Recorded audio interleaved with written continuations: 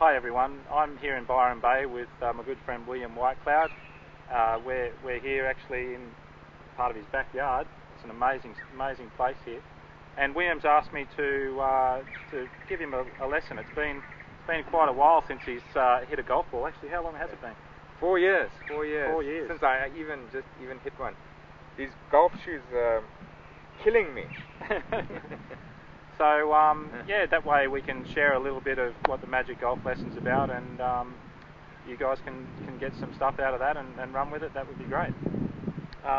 So first of all, William, let's just start by just throwing this ball. Let's throw the ball to me here. Okay. Now, when you're throwing that, where would you say your focus is predominantly? My focus was there. Mm-hmm.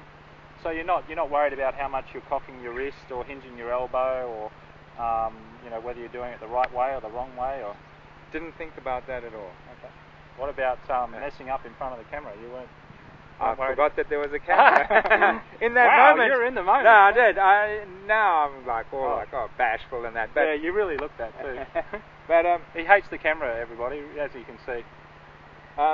No, but seriously, as we got into throwing it, definitely, I thought of nothing else but your hand. Your hand became huge, and there was nothing else but your hand. And that's what about when you were catching the ball? Were you like thinking about how to move your fingers? And good point. I didn't give it any thought at all.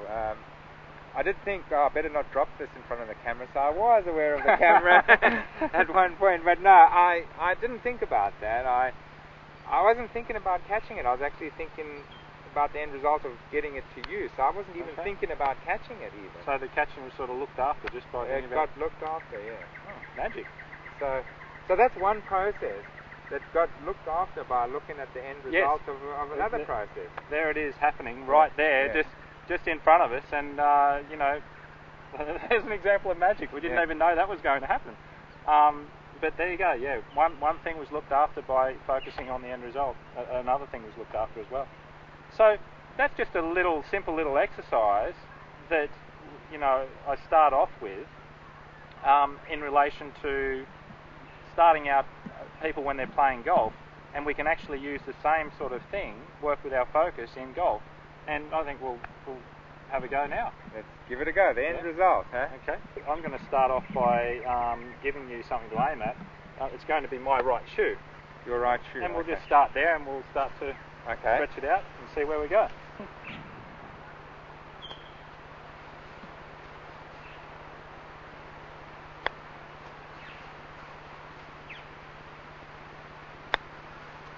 They're going over your shoe. Yeah.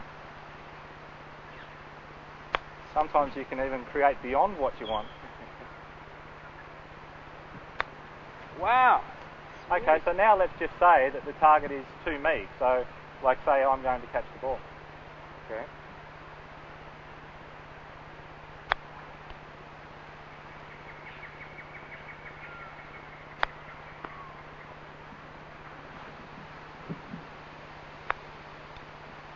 Wonderful.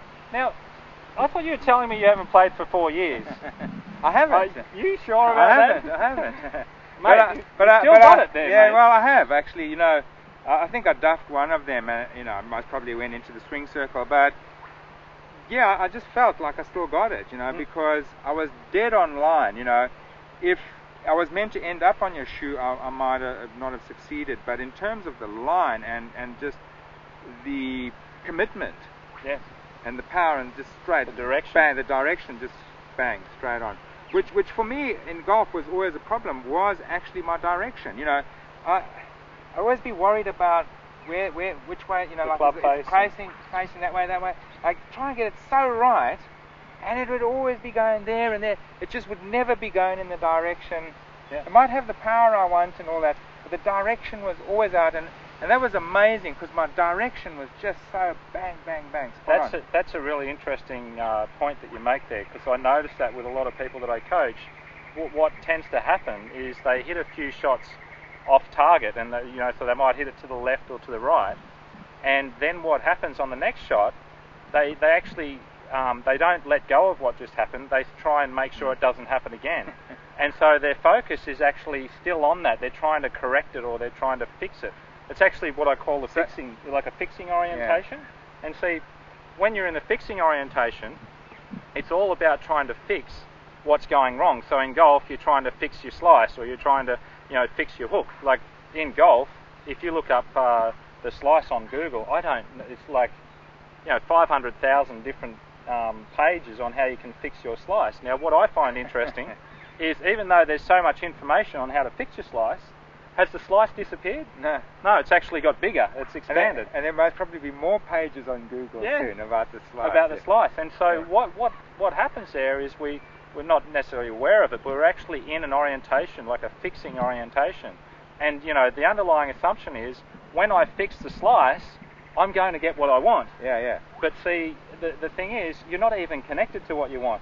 Yeah. You're just trying to make the slice go away, and there's all this power in trying to get rid of that. But what was interesting about what you did then, which is, it's no surprise really, because you're always in the creative orientation. Well, the majority of the time you're in the creative orientation, and in the creative orientation, it's all about what you love and what you want. The end result. The target. And another interesting thing about that is, does it matter if you haven't played golf for 4 years? Yeah. I mean, but that's the point. You see, we were talking earlier about this natural ability. Does my natural ability know that 4 years has passed? It's like, but there I am. It's like 4 years. I'm stiff. I've dried up. I don't have knees anymore. Whatever. It's just ridiculous, isn't it? And that's such a good point. It's interesting. I have people that come along, and they come along because they want to fix their slice. And I don't really give it any energy. I'm not there to fix their slice. I help them to create what they want, which is a straight shot down the fairway. And so I just work with their focus. And, by actually standing out in front of them, and I actually, get their attention and their focus through talking with them and taking their focus off the fixing orientation and onto the end result. And straight away, one shot after another. I'll be standing out in front, they hit it straight to me. I'll be catching shot after shot after shot. And they'll go for like the majority of the lesson when I'm standing out in front and hit every shot straight to me. And then I come back in and I say, okay, keep going now, have a few shots. And all of a sudden the slice comes back. Because you're not in front there with directing their attention. Their attention, and their focus. So now it's gone back to, I've got a slice and then I mustn't hit it, I mustn't fade it that way. And what does it do? It fades that way. Yes, like you imagine in a game of golf, when you stand up on the first tee, it's very much like life. There's hundreds of possibilities. Yeah. You can hit the ball, you can hit it 2 feet, you could hit it left, you could hit it right, you could hit it in the trees, you could hit it in the lake, you could hit it straight down the fairway. It's like life. Any given moment, there's possibilities, and there's thousands of them. And the whole thing is, like, if you're, say, the possibility of hitting in the lake, well, the truth is that is a possibility. Yeah. It can go in the lake. And what I've found is helps with being able to direct your will back onto what you want is, like, actually, so if your focus is on the lake and you're concerned about hitting it there and whatever story you make up about that is going to be embarrassing or whatever, if you accept that as a possibility and you really feel internally that, you know what, I'm okay with that. That is a possibility, and it could happen, and I really feel like I'll live. Like, actually, if I listen, I can hear the sound of birds. They'll still be chirping, even if I hit it in the lake.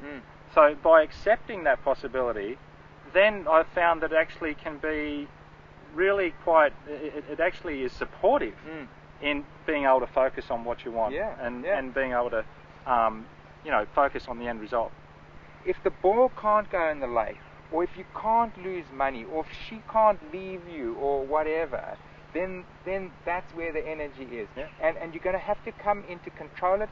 You're going to have to force it because you don't trust your natural ability anymore, and now you're going to be in your swing circle. When something's not allowed to happen, you have to force it. And when you have to force something, you have to go into your swing circle. That's where force comes from. Yeah. And if it's allowed as a possibility, then you don't have to control it. You relax. You can let go. You can let go.